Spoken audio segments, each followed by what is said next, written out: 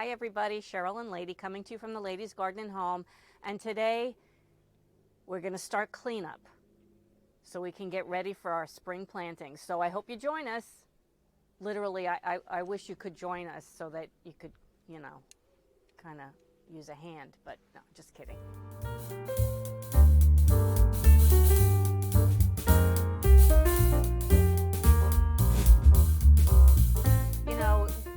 This time of year, it can get off the bat seem overwhelming when there's so much to do to get the garden ready for your spring plantings. So I've decided that I'm going to start with the deck and the containers and refreshing them, getting rid of the old debris, and just preparing them for plantings, and take things in phases this spring. I also realize I'm a rather fair weather gardener, meaning I'm not one who likes to come out here with the winter coat on and get at it. No, I don't even like it when it's this windy. So whereas other gardeners might be a lot further along, I'm just literally kind of getting started. These containers behind me have thyme and oregano that are perennial, and I'm very glad to say that they made it through. I see new growth starting. There's also, here we have sage. That's some baby thyme. This is catnip that's coming back up. That's good because I didn't start any. Here's some thyme. This is pretty much dead wood. I've cut back some of it already. So I'm just going to cut it back and let the more healthier younger thyme grow.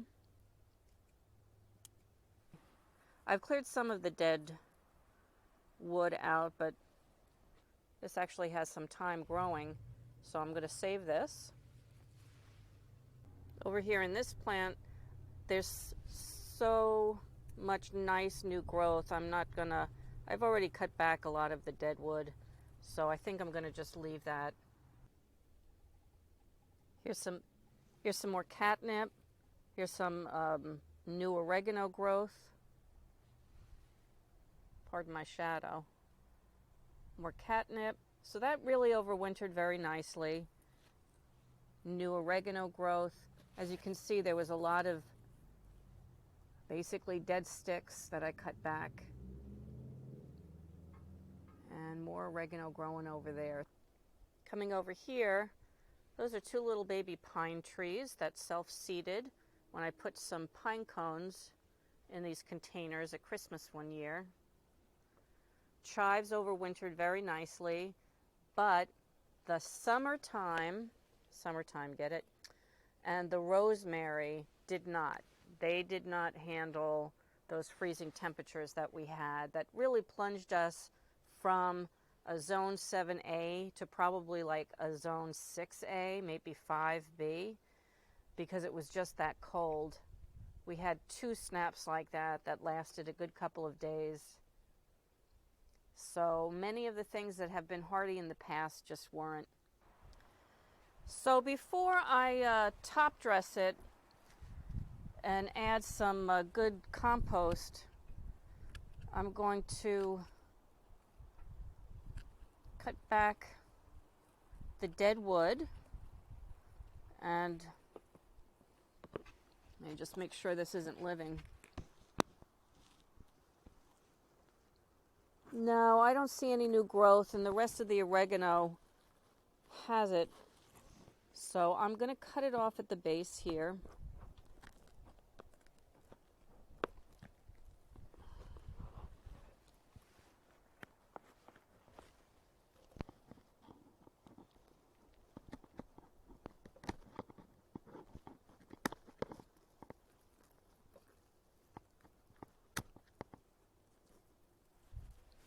These were under frost covers, the floating row cover, not the plastic, all winter. So And even with that, many of them didn't make it. All right, let me battle this rosemary over here.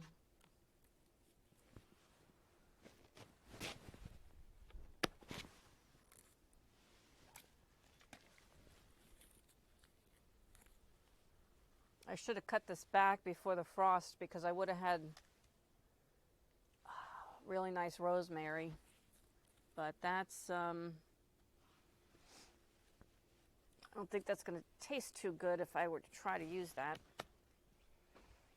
Get some of this mulch out of the way.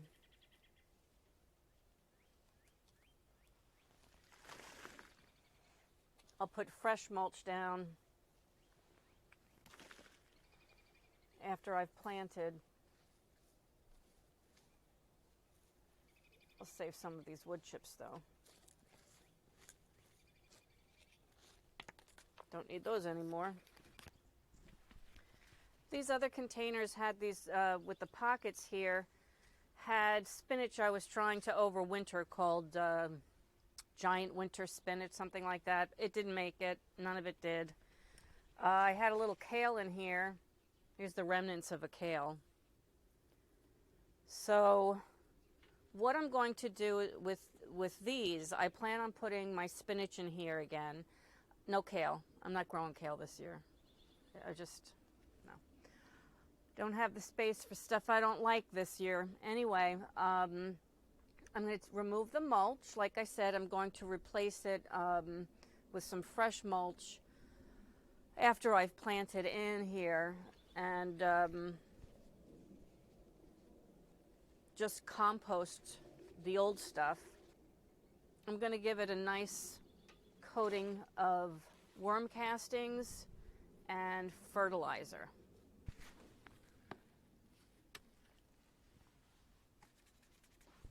Ooh, that got in my eye. Whew.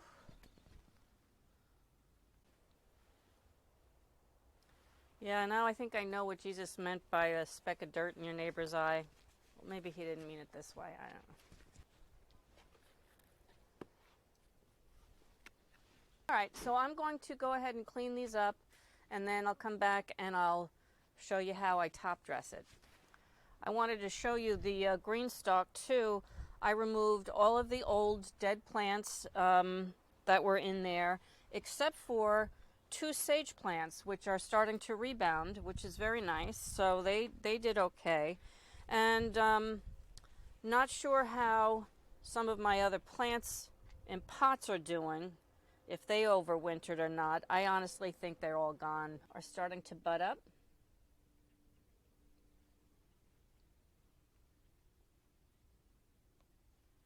I was afraid the nor'easter that we had come through here early this week would have knocked these back, but here are the rose bushes.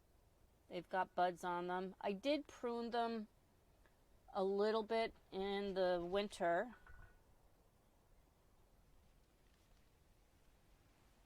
That's some kind of a climbing rose, climbing miniature rose. It looks kind of otherworldly.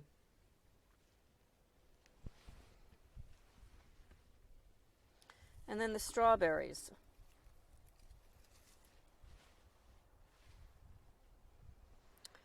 But the pansies, the butterfly bush,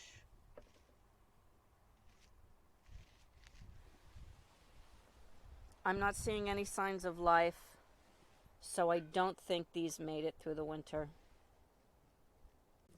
This evergreen, on top of them is a mulch, and I think it worked pretty nicely. I'm going to come in here with clippers and snip off the dead.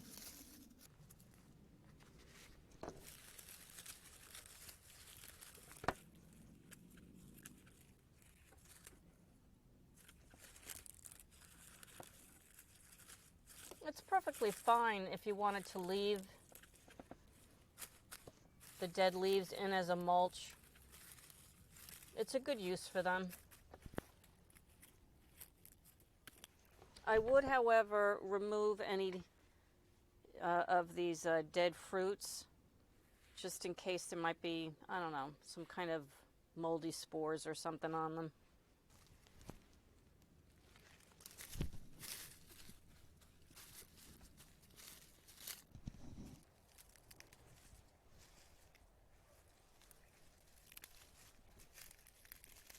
I'm actually going to be removing it for now because I do want to top dress this pretty well with compost. If you're new to my channel, you probably don't know the story of the strawberry cart. A few years ago, not long after I had actually moved into this house, my aunt passed away, and she and I were very, very good friends. And my best friend out in the Seattle area, Suzanne, shout out to Sue, sent me this really cool flower cart. And I knew immediately that it would be a tribute garden to my aunt.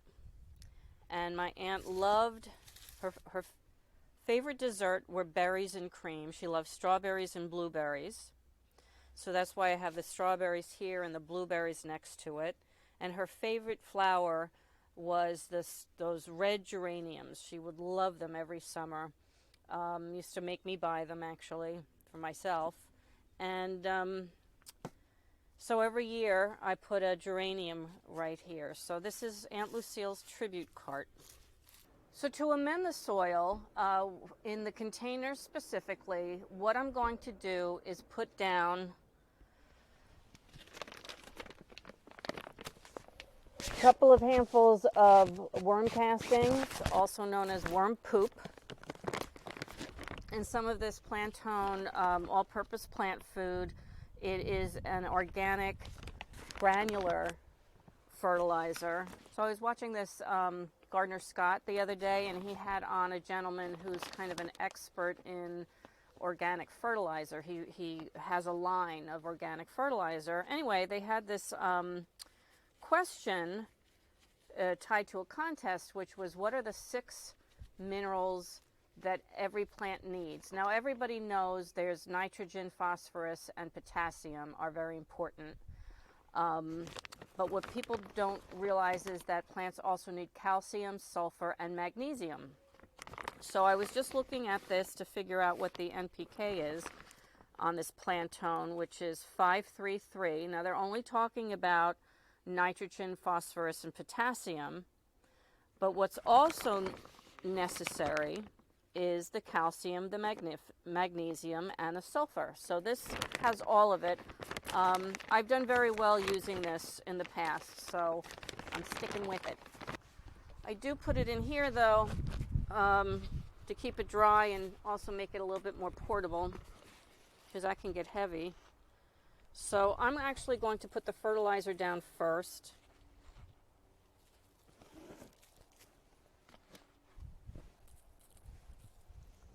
Now remember, when you're container gardening, that the roots really have no place to go to get all of the nutrition like something that would be planted in the ground. And you are going to have to make sure that it's fertilized a couple of, once a month during the growing season. Just come down here with a little bit of the granular and shake it around. Now, the worm castings is expensive, I'm not going to lie. It's pricier than compost, but I did put a good solid dressing of compost on this last year. And I think what I want to do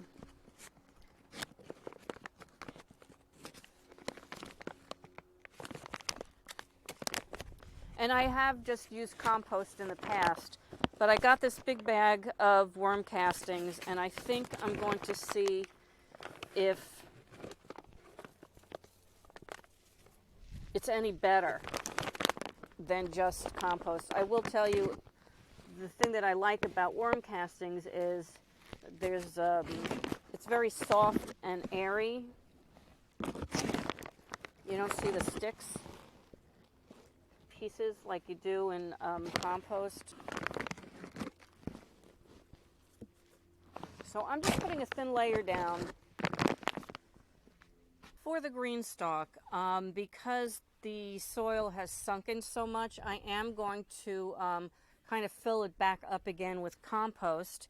And for that, I'm going to use compost that I made last year. I did a video on that, which I will link below, on the 2 different ways that I make compost. Oh, I should put my gloves back on. Okay. I gotta be honest, I absolutely love my green stalk, but the one thing that is annoying is when you're going to fill it, or even when I was pulling out plants from it, the dead plants from last year, it makes a mess. That's it, just about a handful.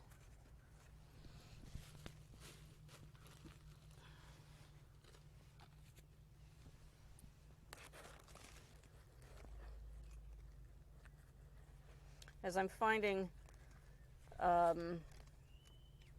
these little sticks, I'm removing them from here, although if it was just in the ground, I would just leave them.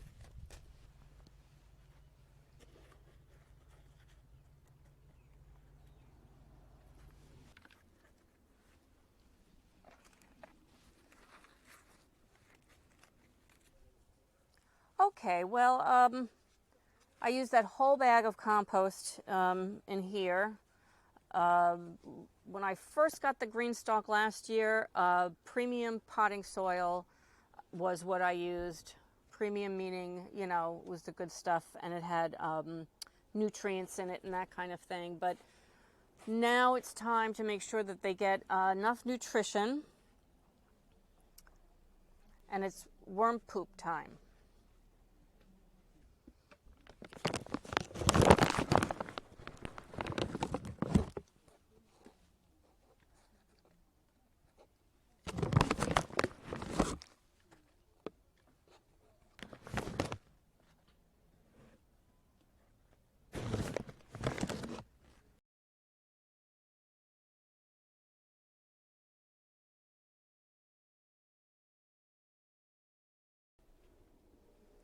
Well, there we go. Got a big chore out of the way. We've got the deck containers and the green stalk all ready for planting when it's time.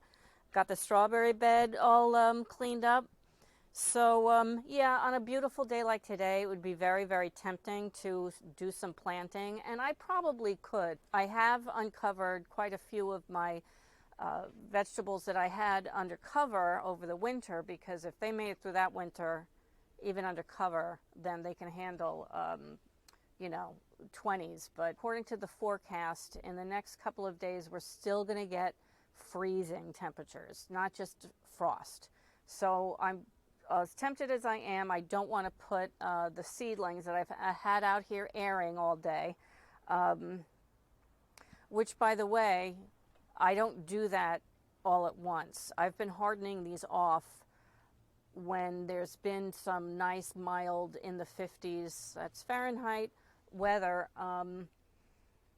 starting with an hour at a time, then 2 hours the next day, 3 hours. You get my point. So now I've got them up to about the 6 hour mark ish. But basically you don't want them to get sun scalded, and it is breezy out here. And I think that that's doing a good job kind of sturdying them up. I'll be bringing them inside soon. Anyway, if you're curious as to why you haven't seen Lady with me on the deck or in the garden today, it's because I think I told you guys there's an opossum living in the backyard, and I've had to call wildlife removal, a company to come and remove it. I don't want it harmed, but I do want it out of the yard, because Lady got into a bit of a kerfluffle with it the other night, and although there was no blood, there was quite a lot of damage to the property as far as digging things up and her trying to get to the poor thing, and my son had to get involved and try to keep the two of them apart because he didn't want the possum to get hurt and he didn't want Lady to get hurt. Anyway, so she's not going into the garden right now because they have the traps with the food in them, and so she's being leash walked. And she's not happy with me because I'm here and she's not. Anyway, I want to thank you for joining us today. I hope you liked this video. If you did, please give it a like. I hope you subscribe, and from the Ladies Garden Home, enjoy your gardening journey. Bye. Say goodbye from inside the house, lady.